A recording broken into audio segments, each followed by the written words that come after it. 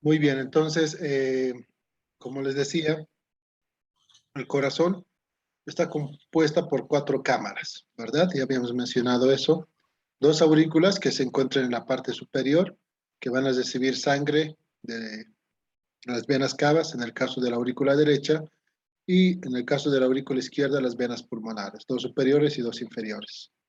También tenemos 2 ventrículos, que vemos acá, cuya diferencia con las aurículas es la musculatura, ¿no? Los ventrículos tienen más musculatura, por lo tanto, estos 2 se pueden hipertrofiar.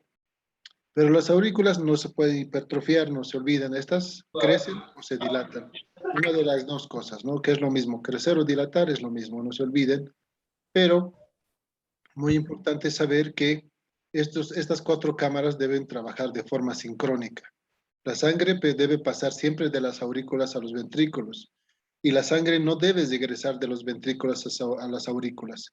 Si en algún momento regresa, hablamos de regurgitación. La sangre está regurgitando a la cavidad de origen y la sangre debe salir a través de los grandes vasos, ya sea la aorta, que se relaciona con el ventrículo izquierdo, y ya sea la arteria pulmonar, que se relaciona con el ventrículo derecho, ¿no?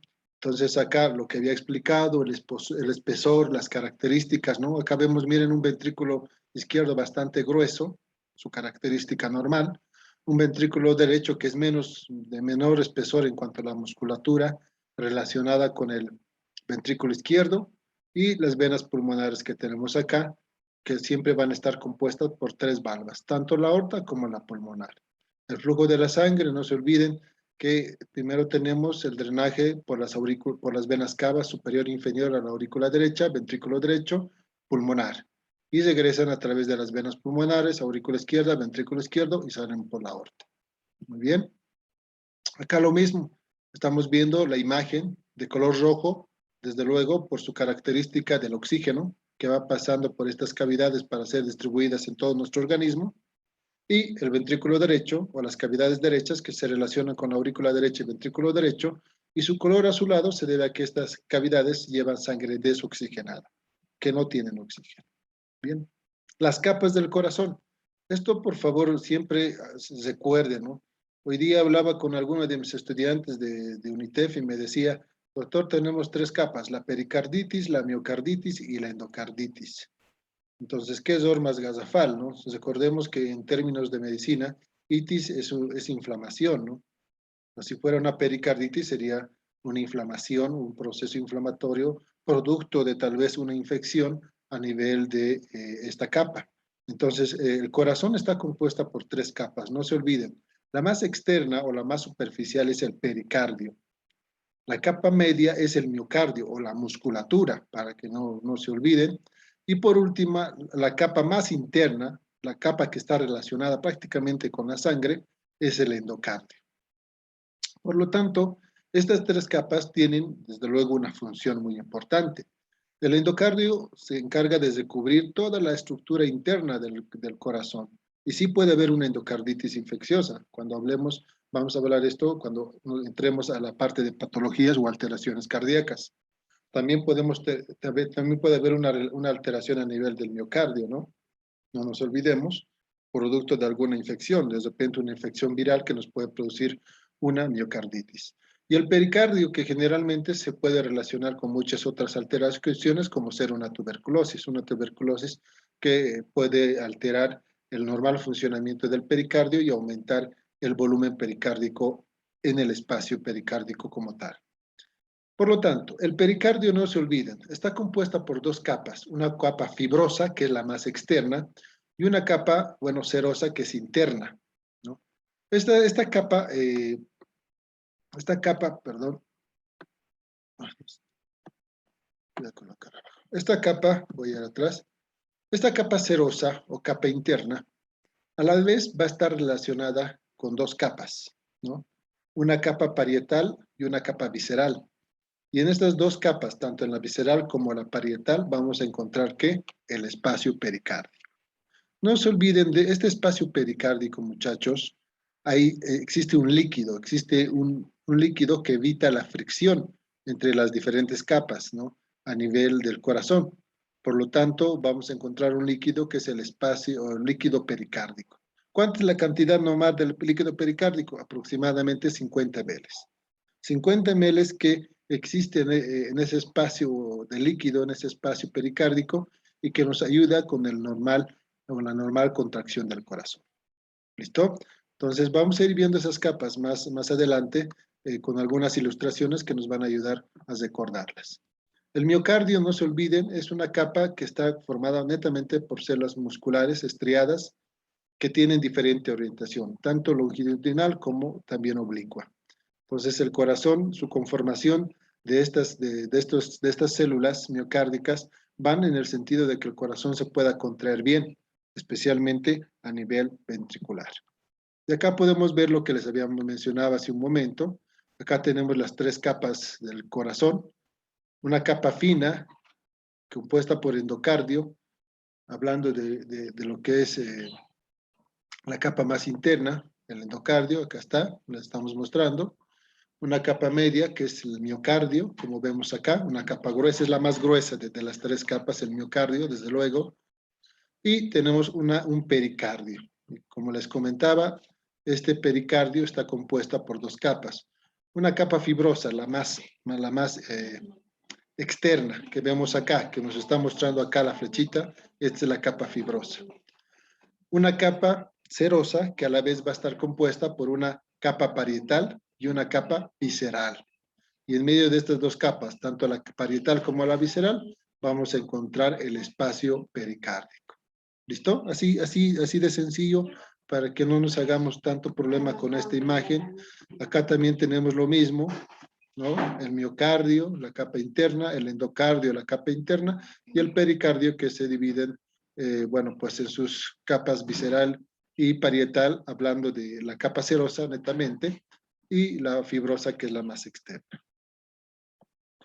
Acá podemos ver una imagen donde vemos las válvulas, ¿no? Acá tenemos la válvula tricúspide, compuesta por 3 valvas, la válvula mitral, compuesta por 2, también llamada bicúspide, y acá tenemos las 3 válvulas semilunares o sigmoideas, que están compuestas ambas por 3 valvas, ¿no? Como vemos en la imagen. Acá tenemos la aorta, 3 valvas, y la pulmonar, 3 valvas. Y en esta otra imagen lo mismo. Vemos que su relación de las válvulas auricoventriculares, la mitral y la tricúspide, reciben el nombre de válvulas auricoventriculares. ¿Por qué? Porque se encuentran entre las aurículas y los ventrículos. Y estas válvulas se relacionan también su trabajo con otras estructuras, como ser que las cuerdas tendinosas que vemos acá y los músculos papilares que los vemos acá. Entonces, no se olviden, es una característica importante. Las válvulas AB se relacionan con cuerdas tendinosas y músculos papilares. Pero, fíjense acá en la imagen, las válvulas sigmoideas o semilunares, pulmonar y aórtica, no se relacionan en ningún momento o están en contacto con las cuerdas tendinosas y los músculos papilares. Y ustedes dirán, ¿por qué? ¿Por qué acá no tengo de repente las cuerdas tendinosas y los músculos papilares? La explicación es la siguiente, que una vez que pasa la sangre hacia los ventrículos, estos tienen que hacer realizar una contracción muy potente para poder expulsar la sangre a través de los grandes vasos. Y al hacer esta contracción potente, puede ser que la sangre pueda vencer estas válvulas. Y para evitar ese vencimiento de presión, entonces nos ayudan bastante las cuerdas tendinosas y los músculos papilares. Y una vez que la sangre sale hacia la aorta o la pulmonar, la presión no es tanta como en los ventrículos, por lo tanto no se requiere de algunas otras estructuras que nos ayuden con el trabajo de las válvulas, tanto pulmonar como aórtica. ¿Listo? Es una diferencia importante. Acá también otra imagen nuevamente donde vemos lo que ya hemos mencionado, las aurículas, las cuerdas tendinosas, los músculos papilares y las válvulas y los grandes vasos que se relacionan con el corazón. Las válvulas cardíacas están compuestas por un tejido fibroso y elástico, ¿no? Elástico, ¿por qué? Porque sabemos que estas válvulas tienen que cerrarse y abrirse, y a la vez tener un cierre hermético, unirse a las valvas para evitar el reflujo de la sangre hacia las aurículas. No se olviden que las válvulas están revestidas también por el endocardio, ¿no? La capa más interna que está conformada por endotelio. En cierto sentido, también se van a unir a un esqueleto fibrocolagenoso, que en el caso, esto estaríamos hablando en el caso de las válvulas mitral y tricúspide, que se relacionan con las cuerdas tendinosas y los músculos papilares. Algo que tenemos que saber es que las válvulas cardíacas son avasculares, no tienen irrigación, no se olviden eso, ¿eh? Como están conformadas por tejido elástico y fibroso, no tienen arterias que de repente lleven sangre a estas estructuras, por lo tanto son consideradas como avasculares. ¿Cuáles son las válvulas normales del corazón? Por lo tanto, de acuerdo a su prioridad, tenemos la aórtica, la mitral, que son dos válvulas que generalmente tienen más alteraciones y que en algún momento pueden llegar a disfuncionar por el trabajo inmenso que hacen en el ventrículo izquierdo y en la aurícula izquierda. Posteriormente, la pulmonar y la tricúspide, la verdad, es muy rara su alteración de estas válvulas. ¿Por qué? La explicación es fácil, manejan menos presión, manejan menos fuerza de contracción y por lo tanto es muy poco probable que salgan lastimadas con el trabajo normal del corazón. Acá también nuevamente, viendo las válvulas que ya hemos visto, ¿no? La válvula, por un lado, mitral, tricúspide y las válvulas semilunares o sigmoideas pulmonar y aórtica. Entonces, vemos acá algunas características, ¿no? Que ya hemos mencionado. Tenemos válvulas izquierdas y tenemos válvulas derechas. Las válvulas izquierdas tenemos la válvula mitral y otra válvula izquierda será la aórtica. Las válvulas derechas tenemos la tricúspide y también tenemos la pulmonar. Entonces, de estas cuatro, la única que tiene dos valvas, no se olviden, es la mitral o bicúspide, también llamada. El resto tiene tres valvas en su conformación de las mismas. Bien. ¿Cuáles son las diferencias? Esto es muy importante que lo sepan. Tal vez vamos a sacar incluso algunas preguntas para su examen de esta diapositiva, puesto que nos muestra y nos indica cuáles son las diferencias entre las válvulas sigmoideas y las válvulas auricoventriculares, ¿no? Por un lado, las válvulas sigmoideas o pulmonares no se unen para nada a cuerdas tendinosas o músculos papilares. No, para nada. Solamente las válvulas AB son las únicas que se relacionan con estas. Estas, por su forma, se van a abrir en la sístole. ¿Qué quiere decir sístole? Quiere decir contracción. Durante la contracción de los ventrículos, las válvulas sigmoideas se van a abrir para dar paso de la sangre hacia los grandes vasos, ¿no? Arteria pulmonar y la aórtica. Y estas se van a cerrar durante la diástole, porque si se produce la diástole se relaciona con relajación. Y esta relajación quiere decir que los ventrículos están recibiendo sangre, se están llenando y por lo tanto las válvulas sigmoideas tienen que estar cerradas. Una vez que se llenan por completo, recién se van a abrir para permitir el paso de la sangre hacia los grandes vasos. El cierre de las válvulas debe ser hermético. Estas válvulas deben cerrarse de forma hermética, no pueden cerrarse mal. Tiene que haber una unión entre las válvulas muy precisa, porque si no existe un cierre hermético, vamos a tener, por lo tanto, reflujo, y la sangre va a pasar a cavidades donde no deberían pasar. Bien, acá tenemos lo mismo. Estas son, por un lado, la parte superior, una válvula auricoventricular que se relaciona con sus cuerdas tendinosas y músculos papilares. Y en la parte inferior tenemos una válvula aórtica que no se relaciona con estas estructuras y que desde luego tiene un cierre muy hermético para evitar el reflujo de la sangre hacia el ventrículo izquierdo. En una clase o la siguiente clase vamos a hablar de ciclo cardíaco.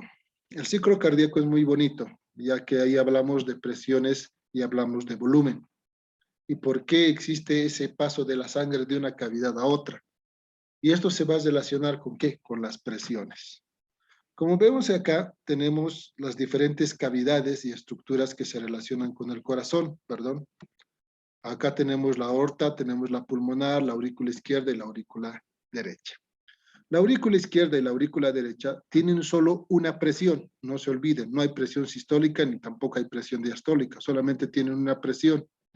La presión de la aurícula derecha va de 0 hasta 8, no se olviden, milímetros de mercurio, de 0 a 8.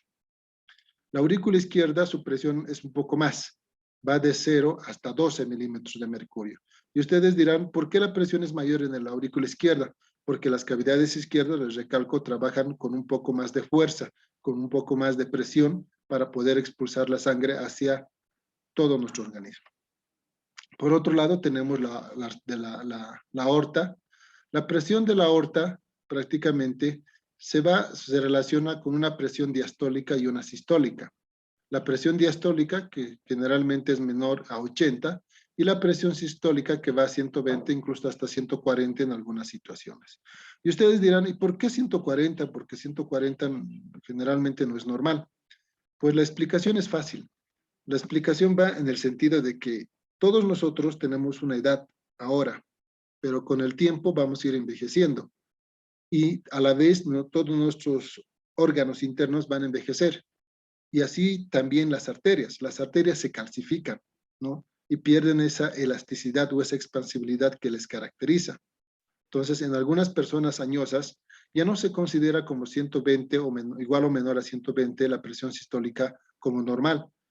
Generalmente, de acuerdo a los años, la presión sistólica en estas personas añosas cambia. Su umbral puede ser menor a 140. Entonces, por eso es que se toma como 140 la presión sistólica a nivel de la aorta, hablando de una edad, bueno, pues tal vez añosa que puede tener este nivel de presión, pero la diastólica menor a 80. Entonces, tenemos presión sistólica y diastólica en la aorta. En la arteria pulmonar, la presión diastólica va de 0 a 8 y la presión diastólica acá nos refleja menor a 30. Pero actualmente se sabe que la presión sistólica de la arteria pulmonar va de 25 a 35 milímetros de mercurio. Muy bien. Entonces, si se dan cuenta, la presión de la aorta es mayor, ¿no? Por eso es que el ventrículo izquierdo tiene que hacer más fuerza para poder vencer esa presión. Y esa es la explicación también de por qué el ventrículo izquierdo es mucho más musculoso, por así decirlo, entre comillas, relacionado al grosor de esta capa del miocardio, ¿no? Es mucho más gruesa la capa de miocardio del ventrículo izquierdo. Y esa es la explicación, porque tiene que vencer una mayor presión que el ventrículo derecho. Por otro lado, tenemos el ventrículo derecho. El ventrículo derecho es una estructura que bueno, pues se relaciona también con algunas presiones que son inferiores al de la aorta. Pero este ventrículo derecho, su presión puede variar de acuerdo a la edad, puede variar también de acuerdo a si se presenta una patología pulmonar. Entonces, nosotros tenemos que ponernos a pensar que esta presión también es menor que la del ventrículo izquierdo, pero si vemos acá en la imagen, también el ventrículo izquierdo tiene una presión mucho más elevada que el ventrículo derecho. Entonces acá la presión del ventrículo izquierdo es menor a 140, ¿no? Entonces esto nos explica de por qué se relaciona con la aorta, a diferencia del ventrículo derecho que es mucho menor, ¿no? Hablábamos de 25 a 35, nos menciona alguna literatura hablando del ventrículo derecho. Y la presión diastólica, que como vemos puede ser variable, que puede ir de 0 a 10 en el caso del lado izquierdo y de 0 a 8 en el caso del ventrículo derecho como tal.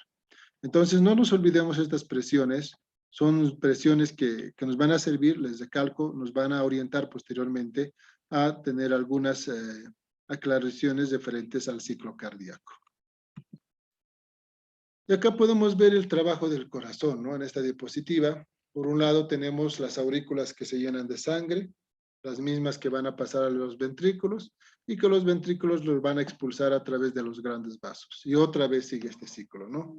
Un ciclo de relajación, contracción, relajación, contracción. Entonces, todas las cavidades se relajan y se contraen para poder pasar la sangre de un lugar a otro. Y tal vez ya dando una pequeña definición del ciclo cardíaco, ¿no? El ciclo cardíaco se relaciona con todos los fenómenos, tanto de cambios de presión como tantos de cambios de volumen, de un latido hasta el siguiente. Entonces, de una contracción cardíaca hasta la siguiente contracción cardíaca, todos los cambios que existen, tanto en presión y volumen, reciben el nombre de ciclo cardíaco. Pero este ciclo cardíaco, desde luego, se va a llevar a cabo gracias a quién?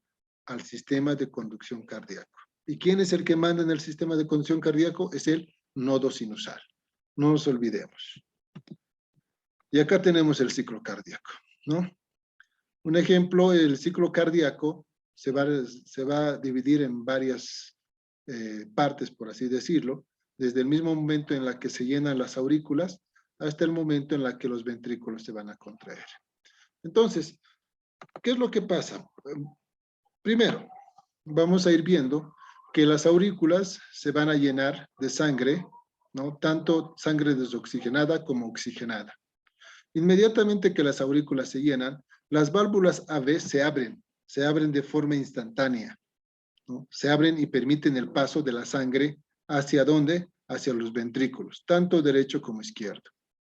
Este paso de la sangre de forma automática de la aurícula a los ventrículos, ese paso de la sangre es de aproximadamente el 70% del 100%. Es considerado también un llenado pasivo. ¿Por qué llenado pasivo? Porque la sangre está pasando de forma lenta hacia los ventrículos sin requerir ningún tipo de contracción. Una vez que la sangre pase hacia los ventrículos, como vemos acá en la imagen, miren, las sangres están llenando los ventrículos. Recordemos que las válvulas AB están abiertas, como vemos acá, ¿no? Para permitir el paso. Las válvulas sigmoideas, también llamadas semilunares, están cerradas, como vemos en la imagen. Y la presión de las aurículas tiene que ser mayor a la de los ventrículos. Así la sangre va a pasar de una cavidad de mayor presión a una de menor presión.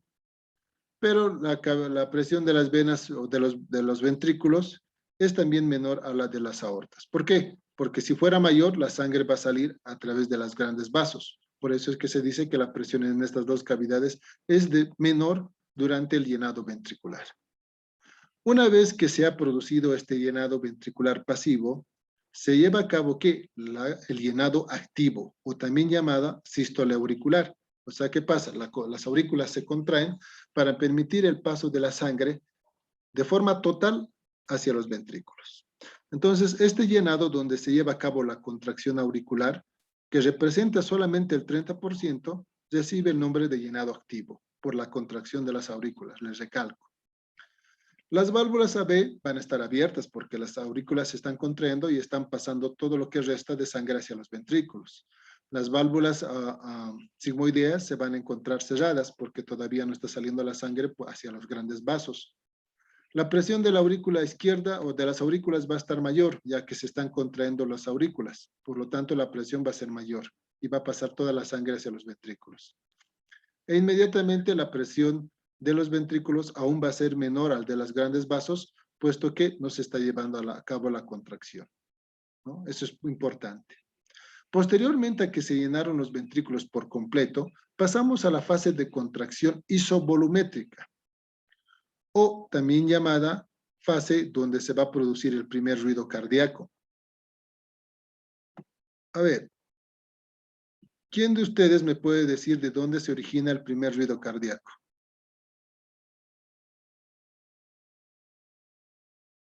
Del cierre de las válvulas cierre de las auriculoventriculares. Muy bien, el cierre de las válvulas AB, ¿verdad? El cierre de las válvulas auricoventriculares, ese cierre hermético, va a producir el primer ruido cardíaco. Eso es normal, el primer ruido cardíaco es normal, no se olviden. El segundo ruido cardíaco, ¿de dónde nace?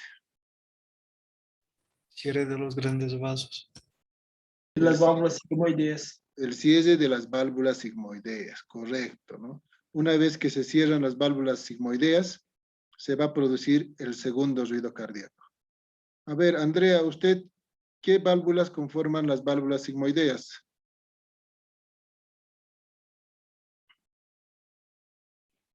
Estoy hablando al aire. A ver, si les hago una pregunta, chicos, y van apagando sus cámaras, yo no les voy a tomar en cuenta. Ustedes tienen que estar, no ven que yo no estoy apagando mi cámara cuando les hago la pregunta, les estoy explicando. Sí, a momentos nos distraemos por alguna cosa en nuestras casas, ¿no? Pero después no pueden apagar sus cámaras. Si no saben, digan, no sé, no he puesto atención, no hay problema, vamos a entender. Pero traten, les he explicado, ¿no? Les he vuelto a reiterar 2, 3 veces y tienen que tratar de contestar. Y si no saben, díganlo, no hay problema. No se escucha bien, doctor. Mi Wi-Fi está algo mal. ¿Qué válvulas conforman las válvulas sigmoideas?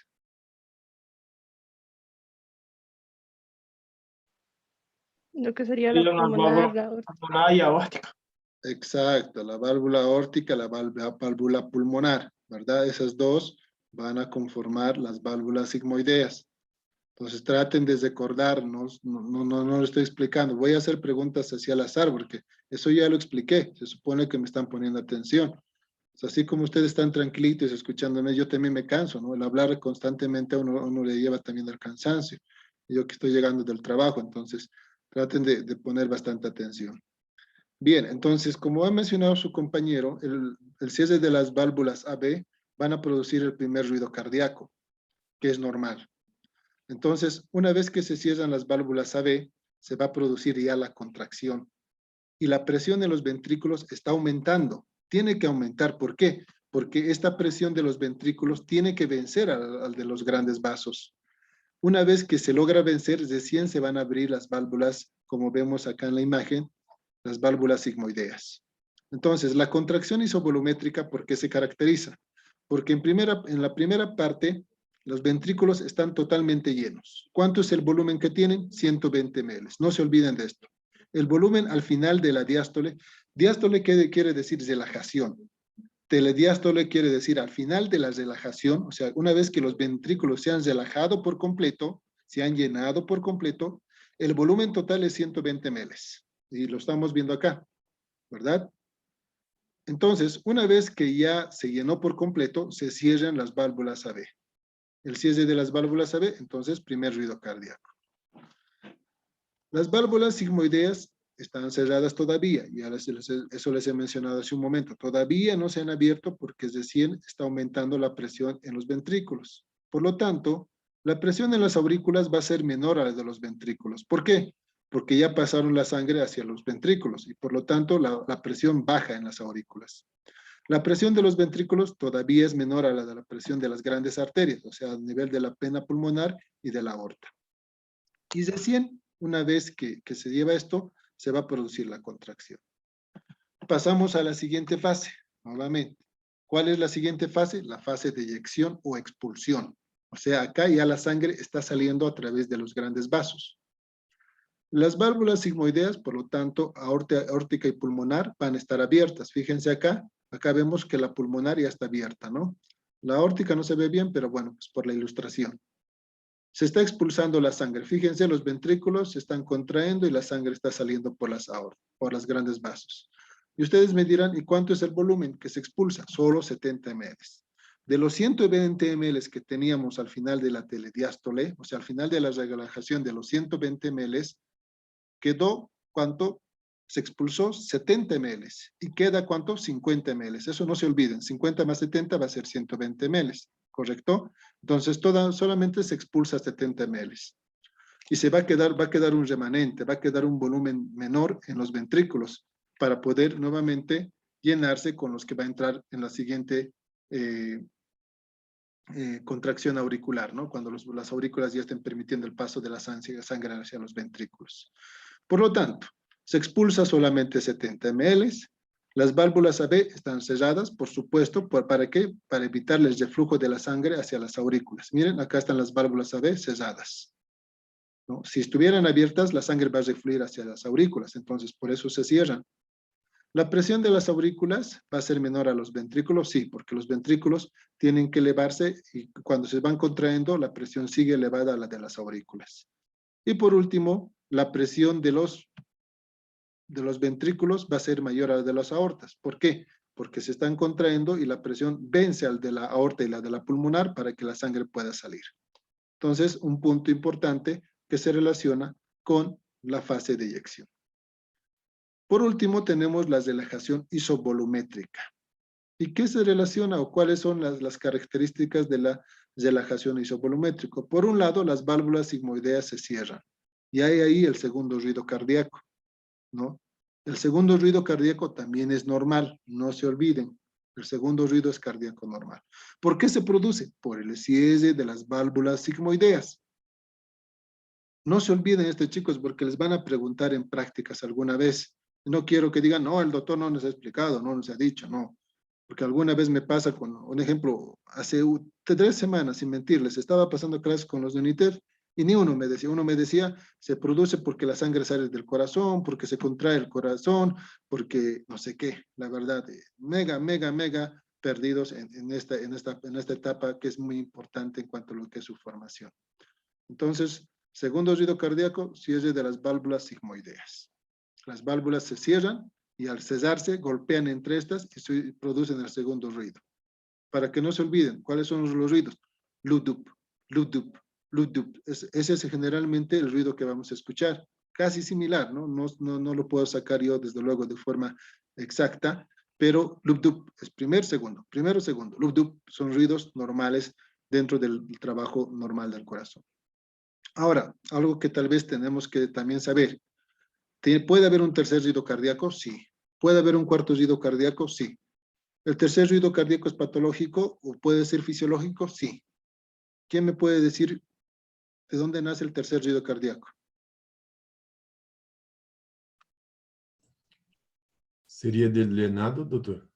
¿De qué llenado? Del llenado diastólico. Ya más o menos vas por ahí.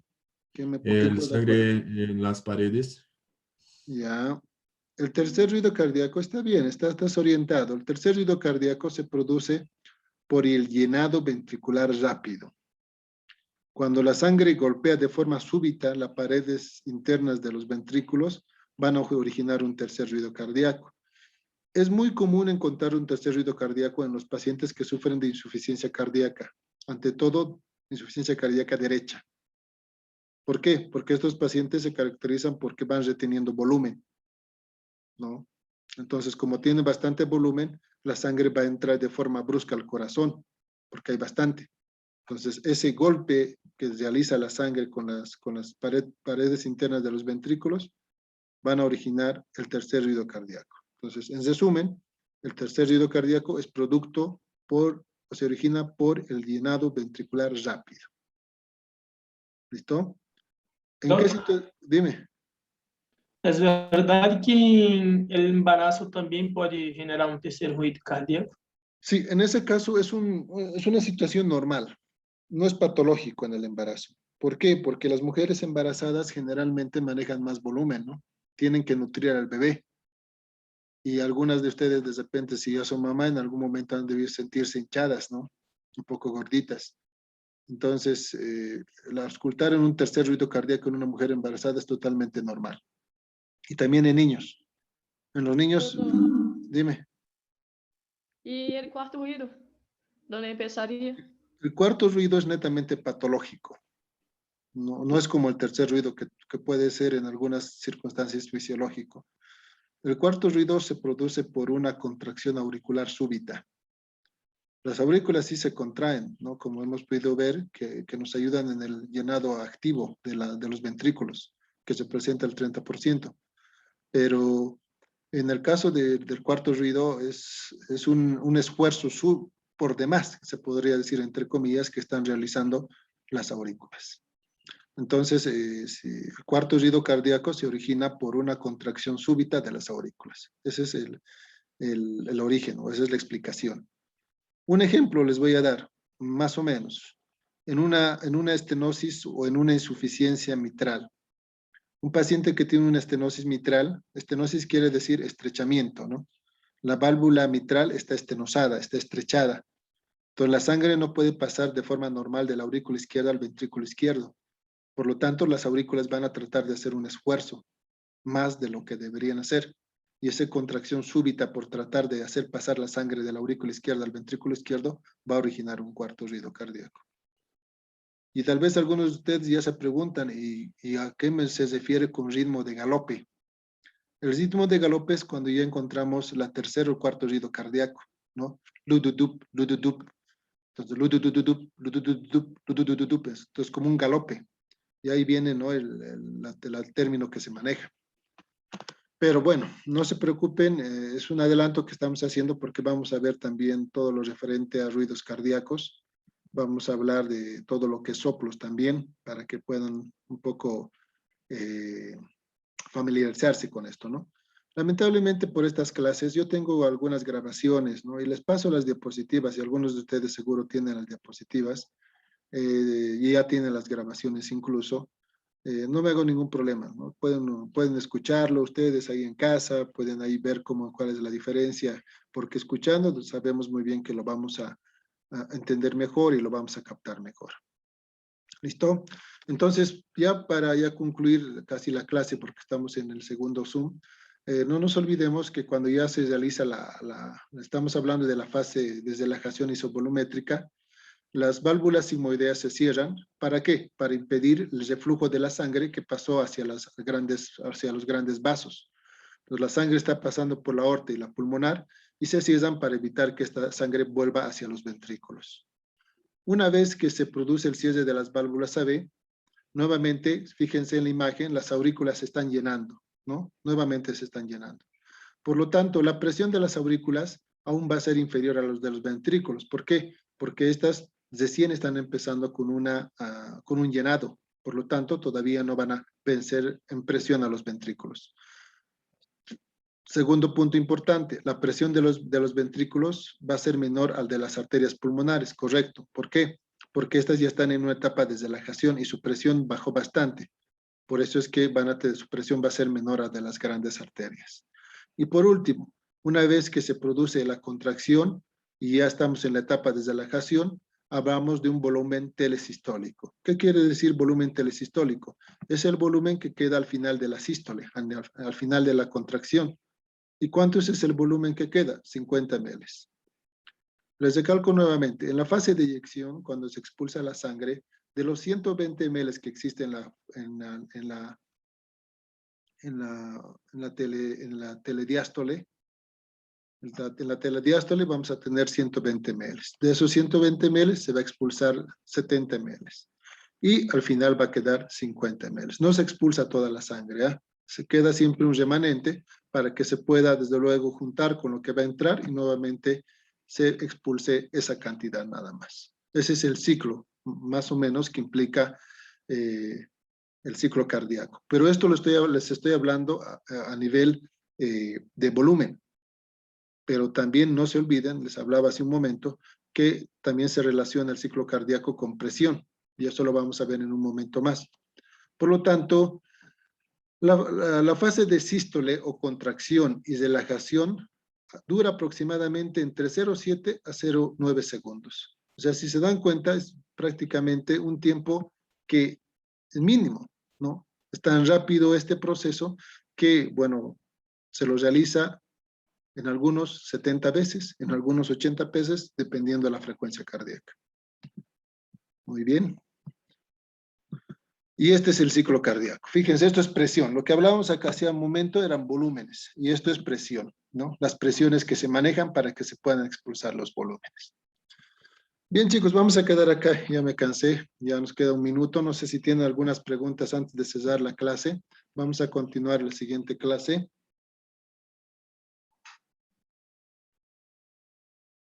¿Nada? ¿Ninguna pregunta, chicos? No, doctor, No, está bien. doctor. Bien, entonces, escúcheme, el video lo voy a subir al sistema y lo van a poder ver ahí sin ningún problema, la grabación de ahora. Todas las dos clases las estoy grabando. Después de pasar pueden ahí descargarlas si quieren. Y les voy a mandar también las diapositivas. No se preocupen, no lo he hecho todavía porque generalmente yo lo envío al finalizar la clase para que puedan ya ir teniendo y organizándose para su parcial. ¿Listo? Está bien, doctor.